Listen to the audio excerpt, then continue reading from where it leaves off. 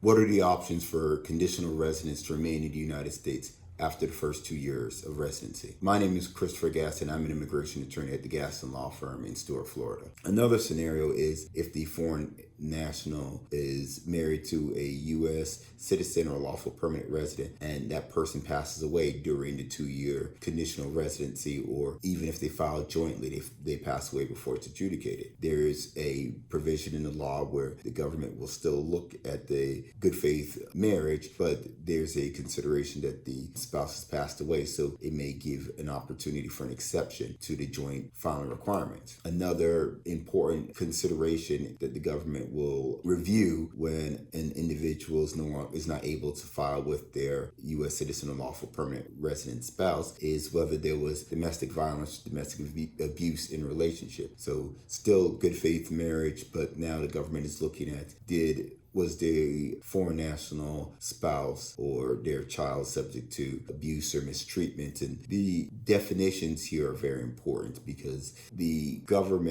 federal government and various laws, including the Adam Walsh Act and some other immigration laws and regulations and policies and case law, have outlined what constitutes domestic violence or domestic abuse, and making a showing of that may be sufficient to have the immigration officer, adjudicating officer, grant a waiver of the joint filing requirement, recognizing that the foreign national spouse or their children don't have to remain in a relationship that's abusive. And if that's the case, they shouldn't be required to return to their home country just because they've been victims of crimes. And as an aside, there's several other programs that are available to abused spouses, even if they are abused before the actual marriage takes place, or they are in an abusive relationship with just a domestic partner that to whom they aren't married. So there's other options if domestic abuse is taking place.